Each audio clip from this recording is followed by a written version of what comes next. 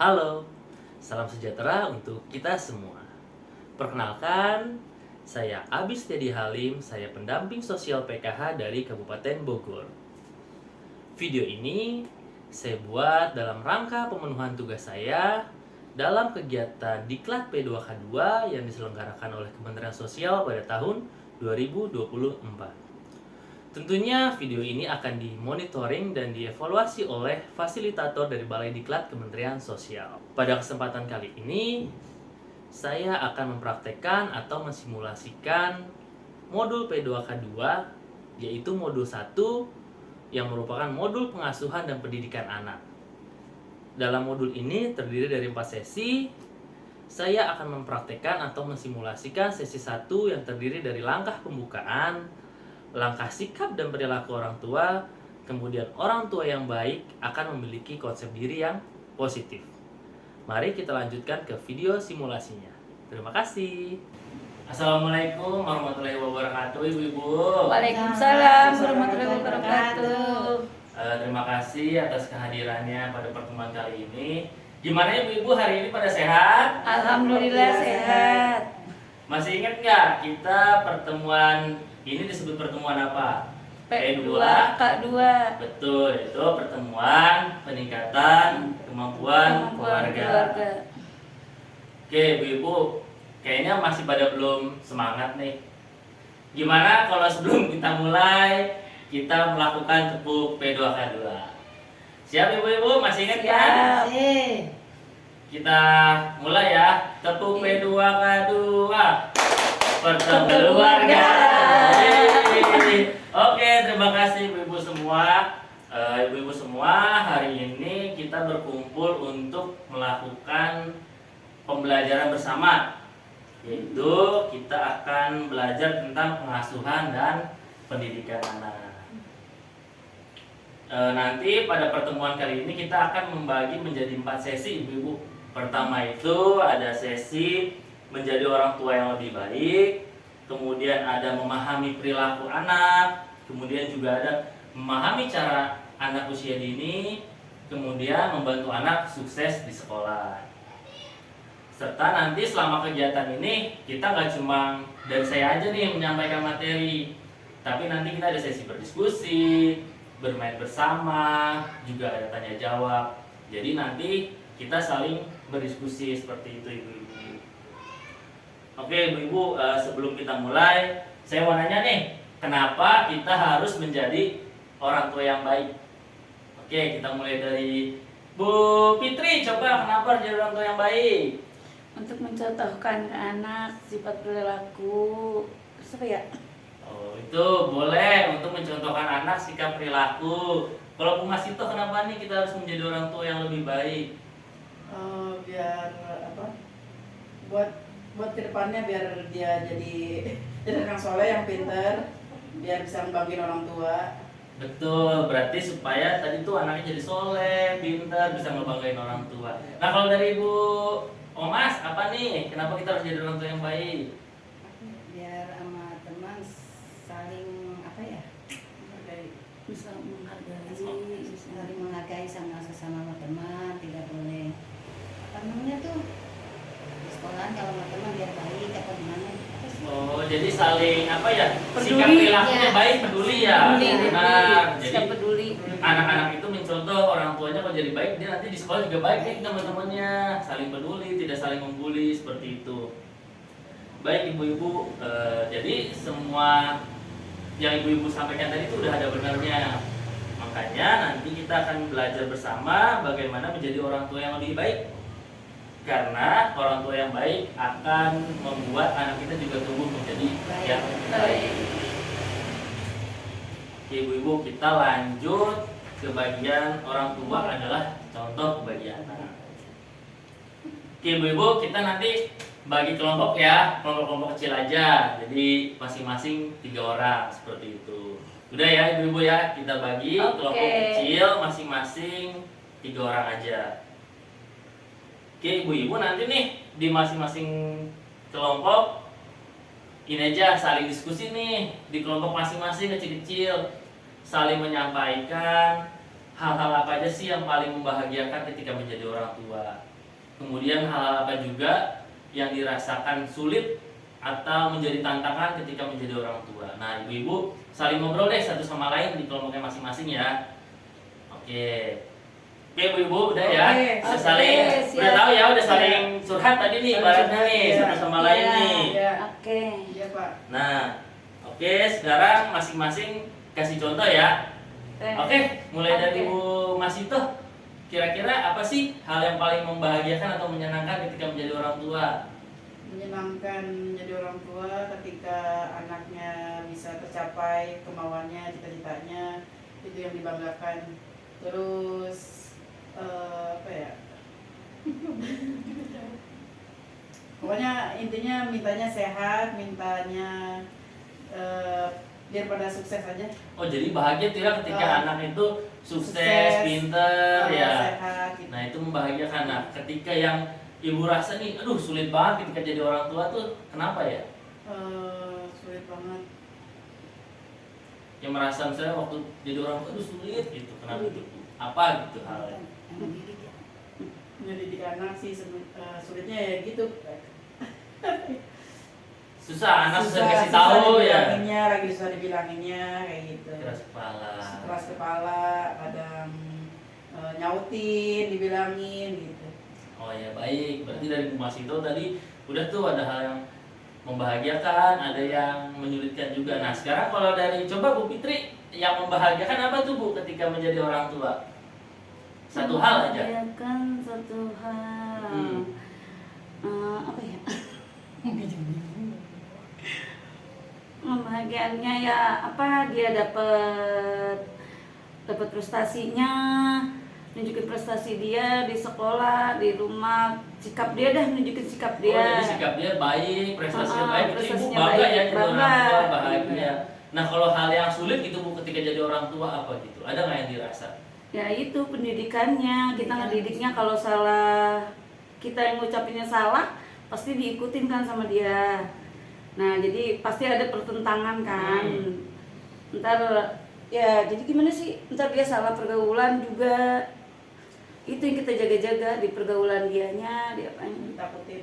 Oh ditakutin ya Bu, oh, jadi yang sulit itu ya? Iya, Pergaulan sulit. di zaman sekarang. Oh berarti tadi di kelompok Bu Fitri itu masalahnya itu ya Bu ya, yang menyulitkan itu ketika kita mendidik anak nih, karena pergaulan sekarang sulit lah Sulit, diarahkan ya nggak seperti sulit zaman dia dulu pengarahannya. seperti itu. Nah yang ibu-ibu sampaikan tadi itu semua benar. Jadi ketika kita menjadi orang tua nih, ada hal-hal yang dirasa membahagiakan. Nah itu yang harus kita ingat. Jadi ketika kita mengingat hal-hal yang membanggakan atau membahagiakan ketika menjadi orang tua, itu otomatis kita akan meningkatkan rasa kasih sayang kita kepada anak gitu. Kemudian juga tadi ada nih hal-hal yang berat atau yang menjadi ibaratnya itu kurang menyenangkan atau bahasanya itu menjadi tantangan ketika menjadi orang tua. Nah lebih baik seperti tadi tuh, kita diskusi sama teman kita, saling bertukar cerita hal-hal yang menjadi tantangan. Nah itu bisa ibu lakukan di rumah, nanti berdiskusi sama suami sama pasangannya gitu. Jadi Iya, beban betul. sebagai orang tua ketika mendidik anak jadi terasa lebih ringan Ringan. seperti itu. Jadi beban sendiri. Betul, jadi nanti hal-hal seperti ini harus kita ingat dan kita praktekkan Bu di kehidupan sehari-hari gitu, dengan mengingat kebaikan atau hal-hal yang membahagiakan ketika menjadi orang tua. Kemudian ketika kita mendapatkan tantangan, kesulitan, kita harus sharing sesama pasangan dalam mendidik anak supaya terasa lebih ringan. Oke Ibu, selanjutnya nanti kita masuk ke topik berikutnya, yaitu memahami pentingnya menyamakan perkataan dan perbuatan sebagai orang tua. Oke Ibu-ibu, nanti kita berdiri ya bersama. Nanti kita mau main permainan terbalik. Pasti tahu kan? Ingat dong permainan terbalik. Kemarin. Yang ini kepala, pundak, lutut, kaki ya. Iya, Tahu ya? tahu. Oke, nanti ketika saya contohkan, ibu-ibu ikutin. Ya. Nanti kita bersama-sama kita lakukan permainan terbalik tersebut. Oke. Sekarang kita berdiri ya. Oke. Oke, nanti ketika saya bilang kepala, Ya udah video. pundak, lutut kaki. Ibu-ibu ikutin aja ya gerakannya ya. Maju sana. Oke, ikutin ya pertama. Kepala, pundak, lutut kaki. Kepala, pundak, lutut kaki. Kepala, pundak, lutut kaki. Kepala, pundak, lutut kaki. Itu kenapa, Pak? Kepala, Kepala kenapa ada di situ? lutut kaki. Nah, Kepala oke, kenapa ada di terima situ? kasih. Kakinya ada di kepala. Bingung ya ibu-ibu ya? Ayo kita dulu kita diskusi ya. Kakinya ada di kepala jadinya. Nah, tadi selama permainan saya dengar nih ibu-ibu pada komplain katanya kenapa kepalanya ada di situ. Oh, pulang di pundak. Apa tuh yang ibu-ibu rasakan? Itu kurang konsen. Nggak konsen. Nggak konsen. Nggak konsen. Terus ibu-ibu jadi lebih dengerin kata-kata saya apa gerakan saya? Kata-kata. Lebih ikutin kata-kata Iya. bukan gerakannya. Gerakannya. Jadi terbalik ya. Harusnya tuh yang diikutin kan gerakannya harusnya sesuai dengan perkataan, harusnya seperti itu. Tapi kenyataannya tadi perkataan dengan gerakan tidak sesuai ya ibu-ibu ya. Iya. Udah sesuai. Nah, dari tadi permainan itu kan ibu-ibu udah ini nih menyatakan tadi katanya jadi bikin bingung. Kok ngomongnya kepala yang dipegang lutut, Iya. dia ngomong kaki kepala yang dipegang. Kepala. Nah, ibu-ibu aja bingung. Nah, Iya. bingung ya Bu ya. Iya. Kepala di sini. Kepala lutut. Jadi kebalik ya. Kaki Nah, di Itu Jadi- dunia terbalik. Jadi tadi itu permainan itu kita sedang mensimulasikan ketika kita menjadi orang tua, anak-anak itu akan mencontoh apa yang dilakukan orang tuanya.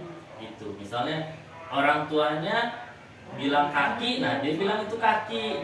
Jadi apapun yang dilakukan orang tua biasanya diikutin sama anaknya. Makanya jadi itu rata-rata anak kecil itu lebih meniru kan ya, meniru apa yang dilakukan orang tuanya. Iklan dulu ya ibu-ibu, lagi ada tukang tahu bulat ya. Supaya kita konsen. Wah, ada yang mau beli nggak sih ibu-ibu?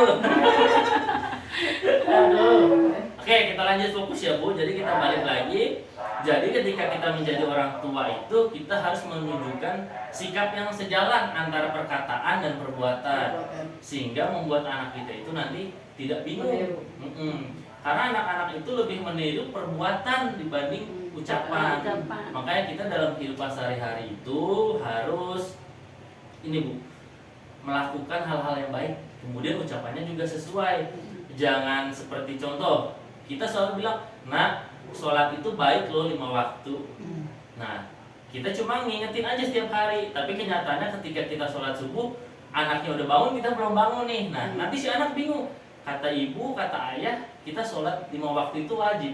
Tapi kok Ayah kok mama nggak ngerti. iya, ayah, mama kok nggak sholat subuh gitu.